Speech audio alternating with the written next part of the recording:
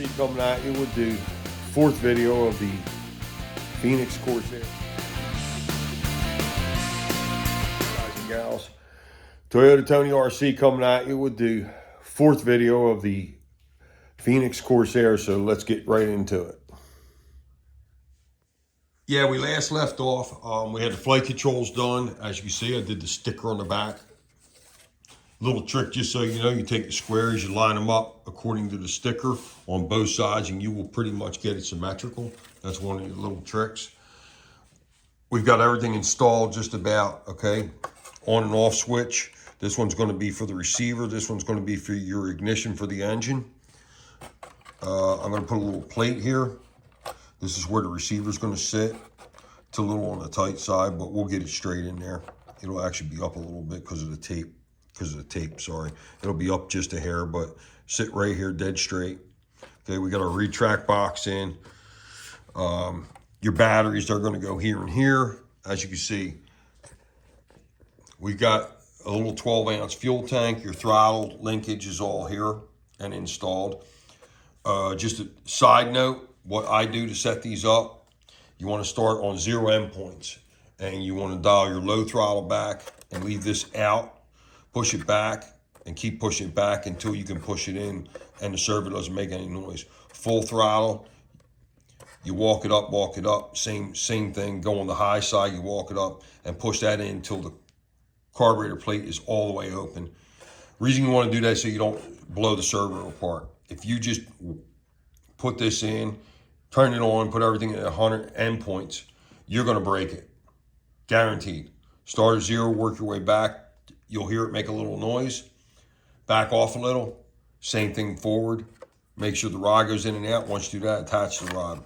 The rod can be a little bit tedious. What I do, I unhook it out in front, pull it around, and then attach the lock onto it. This here, I just put this in this morning. This is an equipment tray for our electronic ignition. Okay, as you can see, we put the motor in. It's all plumbed, ready to go. I put a little Velcro here because of this screw. So when we put the cowl on, this way, if worse comes to worse, I may put a little more. So if it rubs on it doesn't wear through and wind up having a fuel leak or a fire, we don't need that. This is your vent tube. I'm going to attach this to the cowl as well. It hangs down, so this way I may have to extend it, which is not that hard. I could do that because I left a little extra inside the airplane. We do this so when you're upside down, we don't want fuel going all over the bottom of the airplane. And I only fly a little bit upside down. I'll literally fly straight down the runway and then flip it back over. So fuel use generally isn't a problem, but here's the twin. Another thing, since I've never done gas before, I contacted a friend of mine.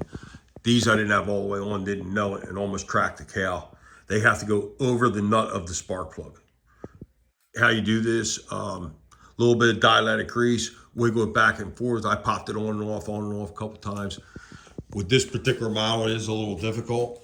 What you want to do is you got to keep the plug wires away from that exhaust as much as possible. Don't get real hot. This exhaust, believe it or not, because they literally attach plastic tubes that are going to hang down a little bit. You'll see what in the finished video. Here's the other side. As you can see, I got plenty of room there to keep it away from the muffler.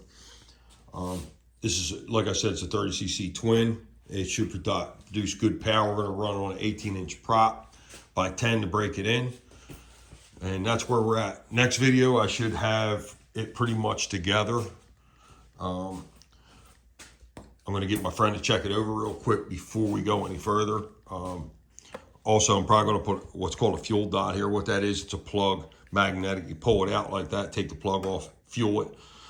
You don't want to fuel it while you're inside the airplane. Last thing you want is fuel going inside the airplane. So another thing, we did put an electronic kill switch. I was going to use an electronic choke. Way too hard to hook up. Much easier to just do this.